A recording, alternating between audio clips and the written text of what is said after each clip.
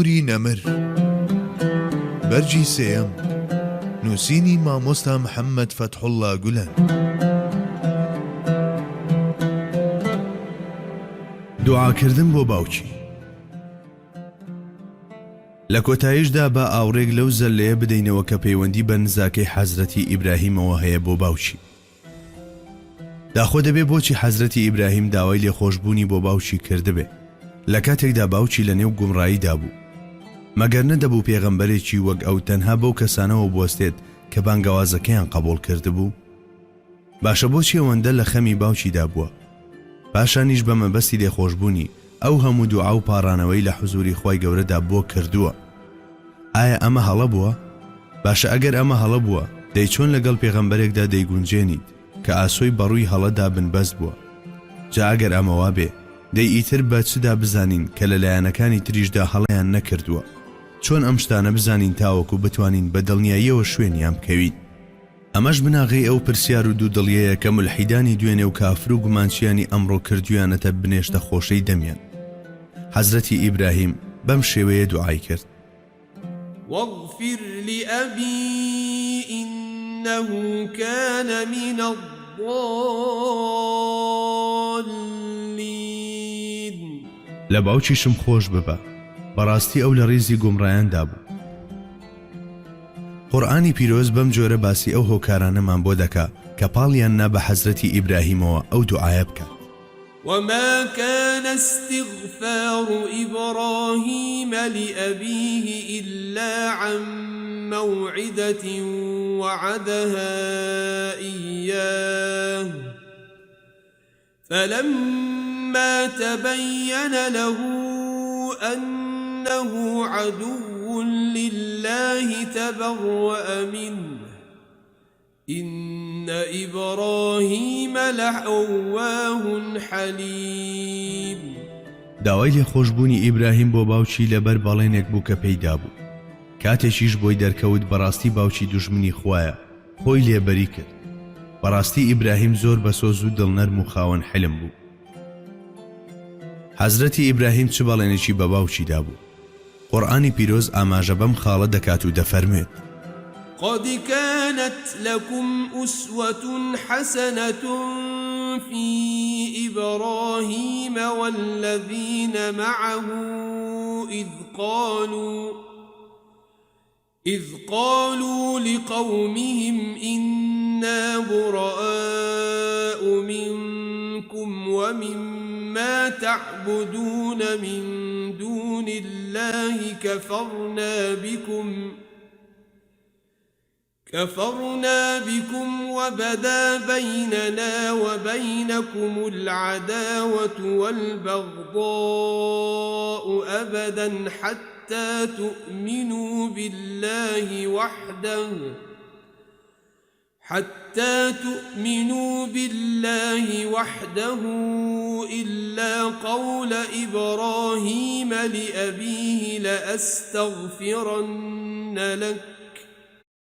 إلا قول إبراهيم لأبيه لأستغفرن لك وما أملك لك من الله من شيء.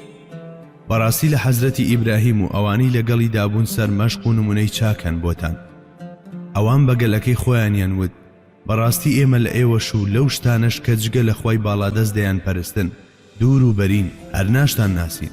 ئەتا ئەو کاتەی باوەڕ دەهێنن بە خوای تاک و تەنها لە نێوان ئێمە و ئێوەدا دوژمنایەتی و ڕقێکی بەردەوام لە ئارادایە.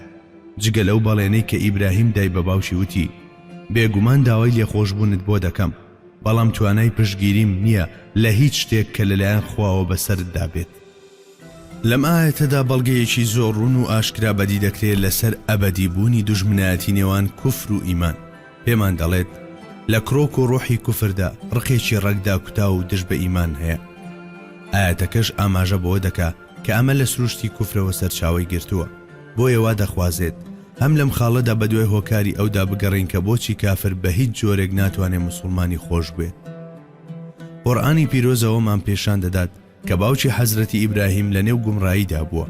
ئەمە شەرگیز ناتەواوی و کەم و کورتیەک نییە بۆ حەزرەتی ئیبراهیم عەلەیهی سەلام.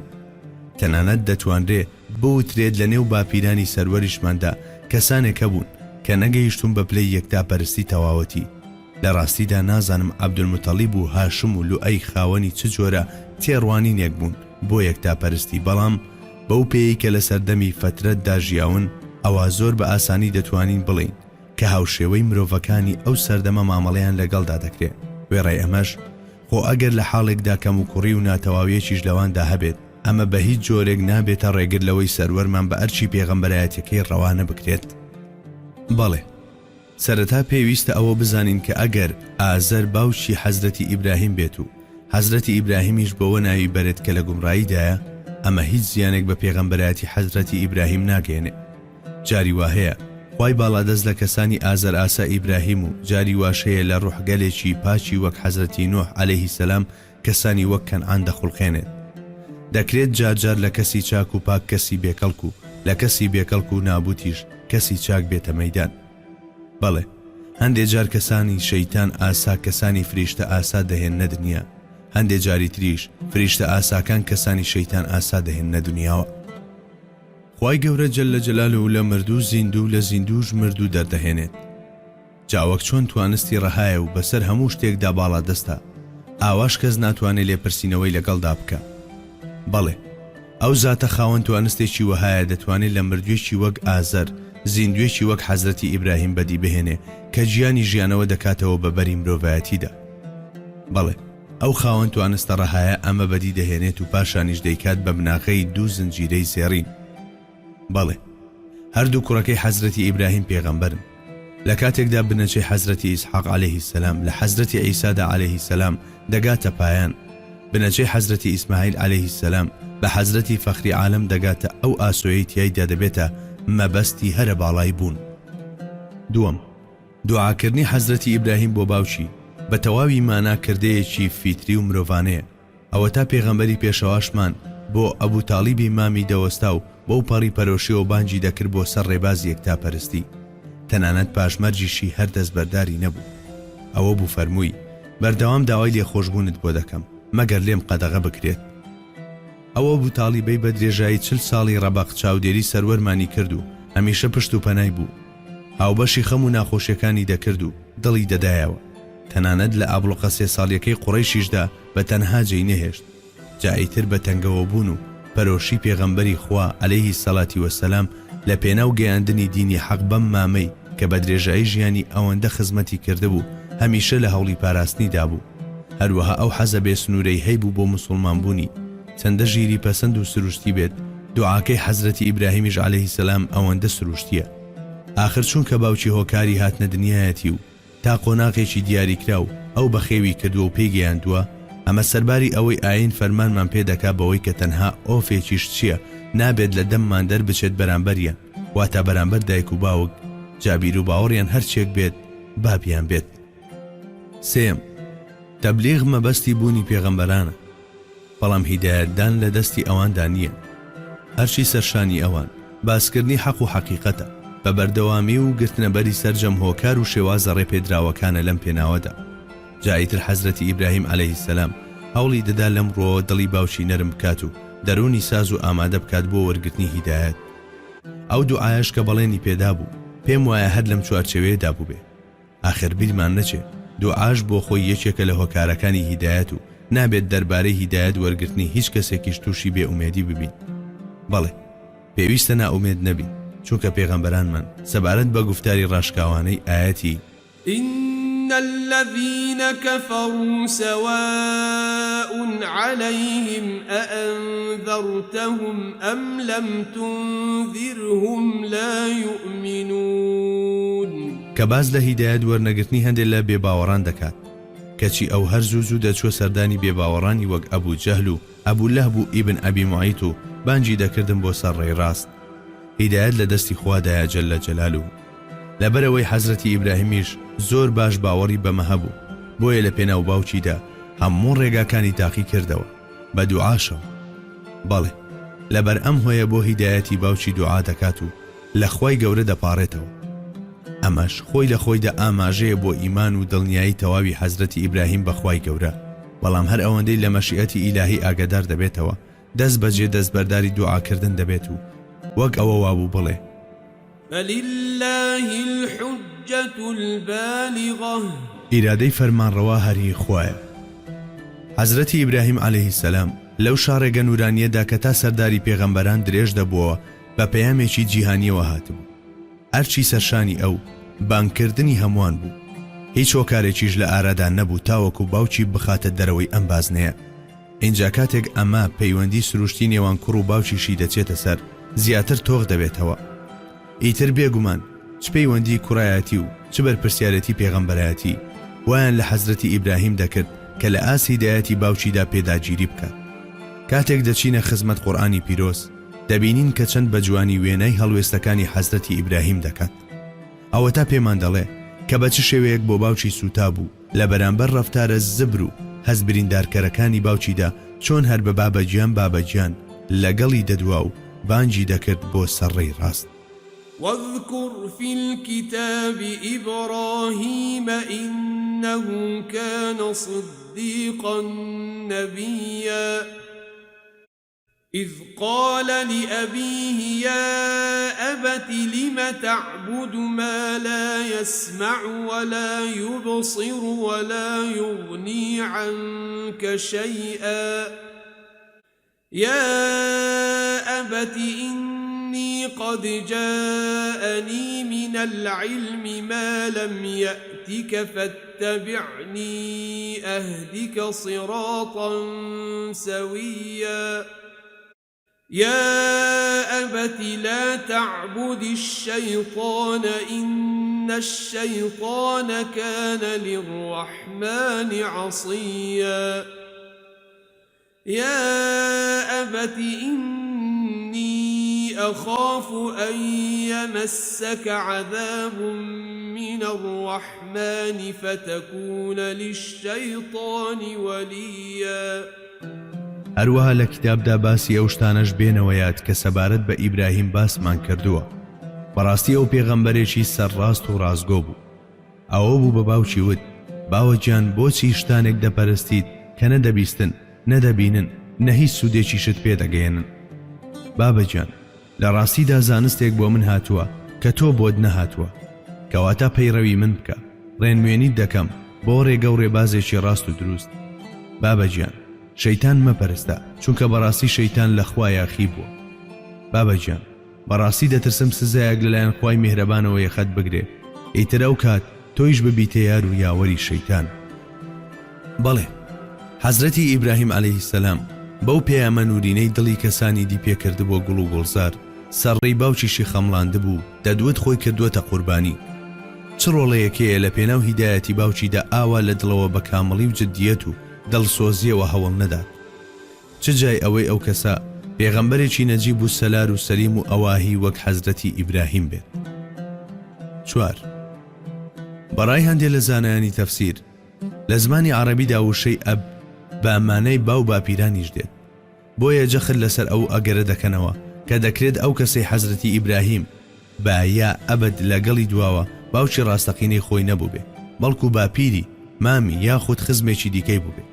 لەلایەکی ترەوە وشەی ئەبا کە کۆکراوەی وشەی ئەبە لە قورئانی پیرۆزیشدا هاتووە و بەواتەی باو باپیران بەکار هاتووە.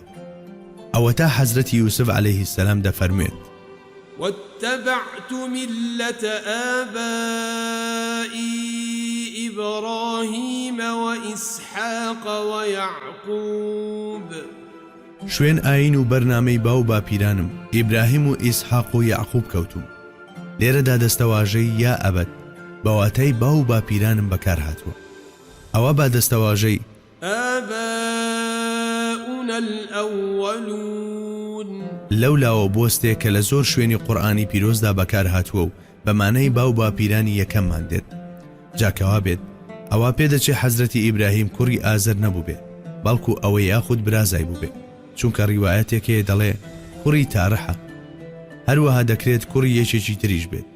جامادەم دەرگای تێبینیەکان بەم چەشنە لەسەر پشتە ئەوە دەبێت بزانین کە حەزرەتی ئیبراهیم عەلەیهی سەلام نە ئەو مرۆڤەیە لەژێر سێبەری باوکی داون بێت نە ئەو مرۆڤەشە کە پاش ئاگاداربوون لە گومڕایی باوکی داوای لێخۆشبوونی بۆ بکە. قورئانی پیرۆز یەک لە دوعاکانی حەزرەتی ئیبراهیممان بەم شێوەیە بۆ دەجێڕێتەوە و فێری ئێمەشی دەکات کە بیخوێنین.